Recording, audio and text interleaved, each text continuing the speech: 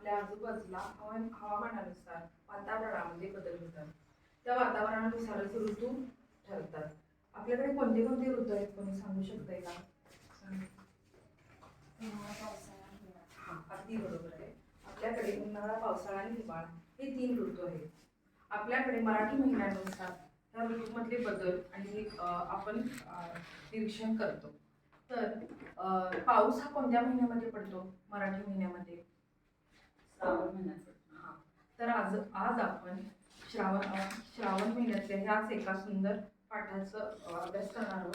तो म्हणजे असा रंगारी श्रावण.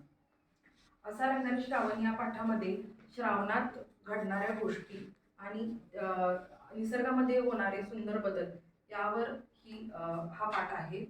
तर यामध्ये निसर्गात जे होतात बदल, श्रावणात जे हवामानातले बदल, झाडे हिरवीगार होतात, सगळीकडे पाणीच पाणी दिसतं, डोंगर दऱ्या दिसतात. तर आज तुम्ही या पाठाचं आपण अभ्यास करणार आहोत.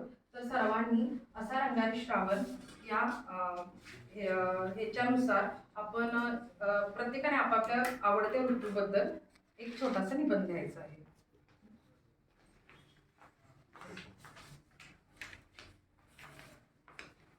पाच मिनिटांमध्ये निबंध लिहायचा आहे.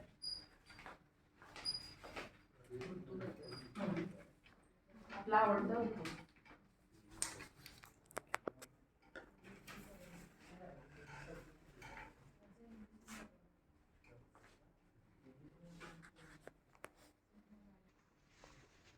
माझा आवडता ऋतू हिवाळा आहे.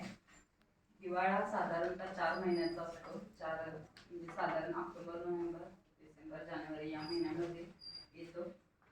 हिवाळा आवडण्याचं कारण की म्हणजे पावसाळ्यात सगळीकडे चिखल असतो आणि उन्हाळ्यात गरम होते सर्वांना, म्हणून हिवाळा आवडतो. ठीक आहे, सुंदर निबंध लिहिलेला आहे. सर्वांनी टाळ्या वाजवायच्या.